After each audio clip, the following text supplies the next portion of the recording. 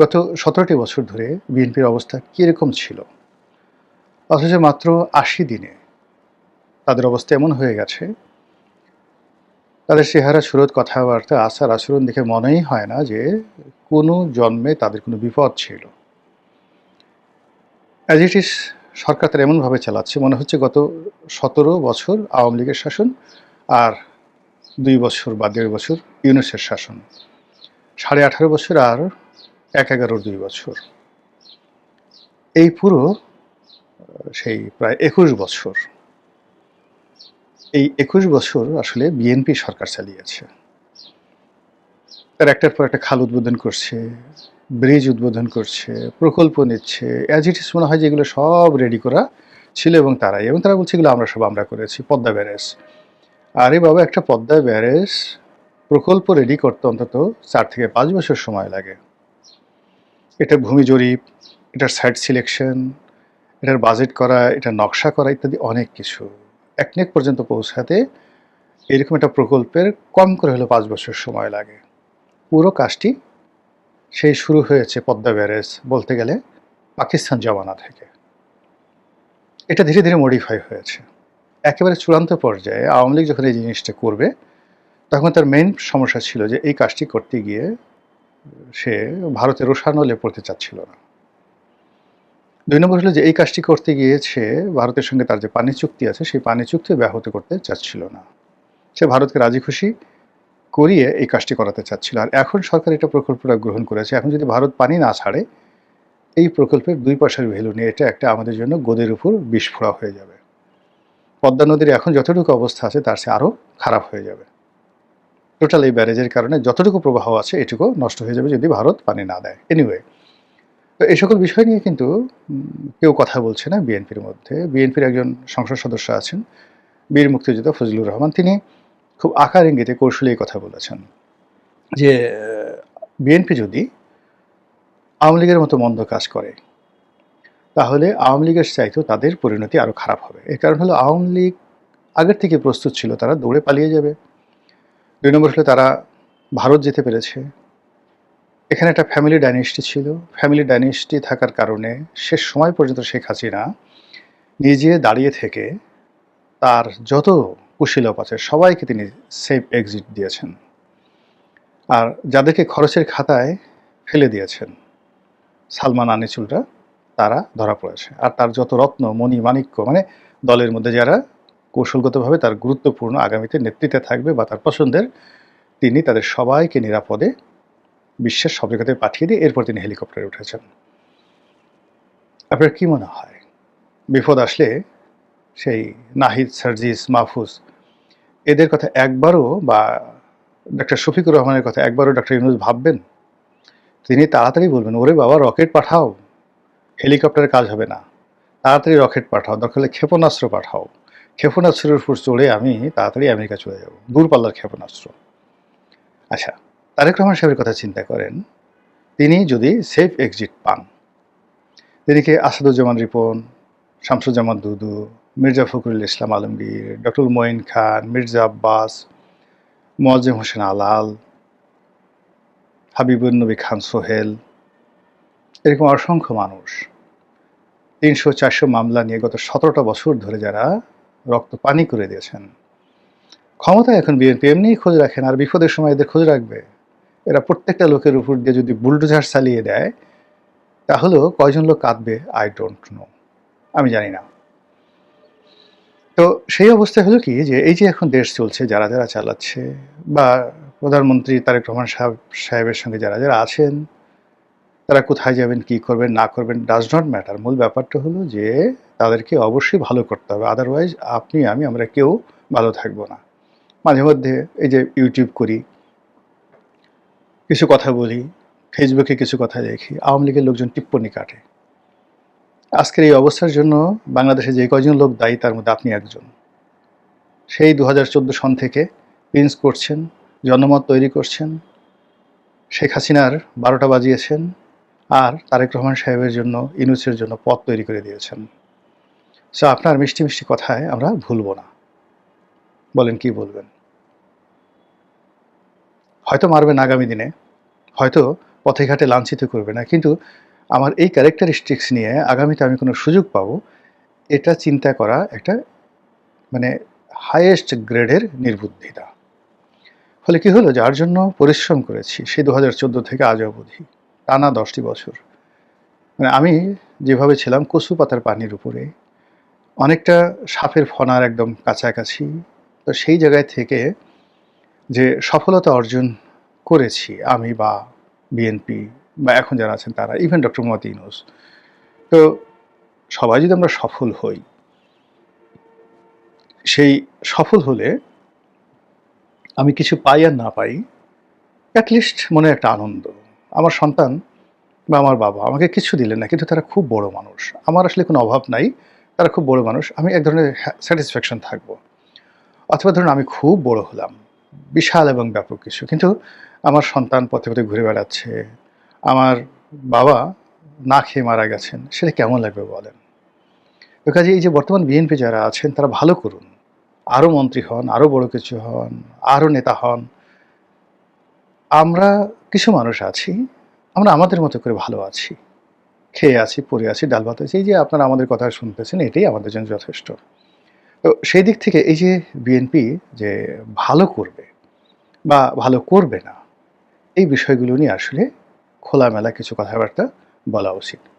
তো ফজলুর রহমান সাহেব যেটা কথা বলেছেন যে বিএনপি যদি আওয়ামী লীগের মতো মন্দ কাজ করে তাহলে তাদের পরিণতি আরও খারাপ হবে। যেহেতু তিনি বিএনপির পোর্টফোলিওতে আছেন, বিএনপির চেয়ারম্যানের উপদেষ্টা, তিনি যেহেতু বিএনপি দলীয় সংসদ সদস্য, ফলে তাকে খুব গুণে বেছে কথা বলতে হবে। কিন্তু আমার জন্য তো আসলে ওই ধরনের কোনো লিমিট নেই, আমার বিএনপির কোনো সাধারণ সদস্যপদ নেই, আমি বিএনপির কোনো পদ পদবিতে আগামীতে যাওয়ার 1% সম্ভাবনা নাই। এমনকি যদি দলের কেউ বলেনও, অনুরোধও করেন, এখানে শতভাগ নিশ্চিত থাকেন যে এই বয়সে এসে আমি আর নতুন করে দলীয় রাজনীতিতে জড়াবো না। কিন্তু বিএনপির প্রতি আমার সফট কর্নার থাকবে, কোনো সরকারি পদ পদবি থেকে শুরু করে কোনো কিছুতেই দেখবেন না আমাকে, বললেও মানে যদি এখানে স্বয়ং প্রধানমন্ত্রীও বলেন এটা হবে না। তো কাজেই আমার যে বক্তব্য, সেই বক্তব্যটা হলো নির্লোভ, সেই বক্তব্যটা হলো যে নিরপেক্ষ, উইদাউট প্রেজুডিস। এই দলে 2018 সন থেকে আছি, সরাসরি ইলেকশন করেছি।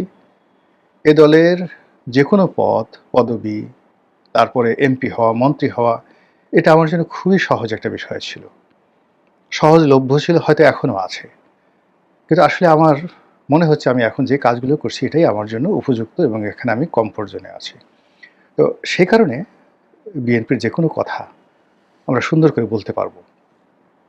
ফজলুর রহমান সাহেব যেটা বলতে পারেনি, আমি সেটা আমি বলছি যে বিএনপি এই অল্প সময়ের মধ্যে আওয়ামী লীগ গত 17 বছরে যা কিছু করেছে তার চেয়ে গত 17 মাসে বিএনপি তার চেয়ে বেশি খারাপ করেছে, বিশেষ করে চাঁদাবাজির ক্ষেত্রে, বিশেষ করে বিশৃঙ্খলা তৈরি করার ক্ষেত্রে, বিশেষ করে রাজনীতিতে পরিপক্কতা দেখানোর পরিবর্তে অপরিপক্কতা প্রদর্শনের ক্ষেত্রে আওয়ামী লীগের চাইতে, অর্থাৎ 17 বছরে যা করেছে 17 মাসে এই 3টা সেক্টরে আরও খারাপ কাজ করেছে। আর যে কাজগুলো এখন তারা করছে, বিশেষ করে শিক্ষা প্রতিষ্ঠানগুলোতে ছাত্রদলের কোথাও সুসংগঠিত একটি সংগঠন নেই।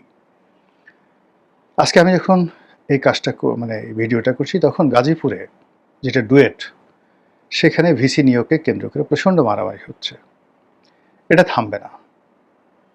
এবং ঢাকা বিশ্ববিদ্যালয়ে যদি এই মারামারি হয়, বুয়েটে এটা হয়, ঢাকা কলেজে এটা হয়, বিশ্বাস করেন শিবিরের সঙ্গে ছাত্রদল কতটা পারবে আই ডোন্ট নো।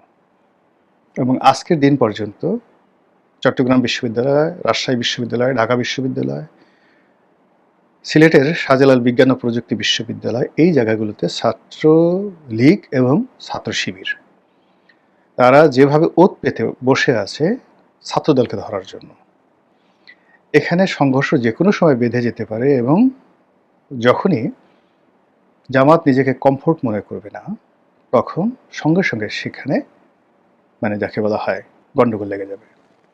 অনেকে হয়তো বলার চেষ্টা করছেন যে বিএনপির সঙ্গে জামাতের যে সম্পর্ক আমাদের এবং মামুদের এরকম গোপনে গোপনে, কিন্তু ঘটনা না, তলে তলে ঘ্যাসাং হয়ে গেছে। কেউ বলতে পারছে না, বিকজ স্টিল মধ্যে মানে বিএনপি, ডক্টর মোহাম্মদ ইউনূস এবং জামাতের মধ্যে এখনও আমেরিকা একটা সংযোগ স্থাপন করার চেষ্টা করছে, কিন্তু তৃণমূল থেকে শুরু করে জেলা পর্যায় থেকে বিভাগীয় এবং কেন্দ্রে এই হিংসা, দেশ ঘৃণা ছড়িয়ে পড়েছে। ইসলামী ব্যাংক সহ অন্যান্য 5টা ব্যাংক নিয়ে যা কিছু হচ্ছে, সেখানে বড় বড় সরকারি পদ পদবিগুলো নিয়ে যা হচ্ছে সবগুলো তছনছ করে দেওয়া হয়েছে। শিবিরের এবং জামাতের যত লোক আছে সবগুলোকে ঝেঁটিয়ে বিদায় করা হচ্ছে এবং তাদেরকে মনে করা হচ্ছে আওয়ামী লীগের চেয়ে বড় শত্রু। আওয়ামী লীগের যারা লোকজন আছেন অনেকে টাকা পয়সা দিয়ে ঠিকই ম্যানেজ করেছেন, কিন্তু যারা চিহ্নিত শিবির হয়ে পড়েছেন তারা একজনও ম্যানেজ করতে পারেননি।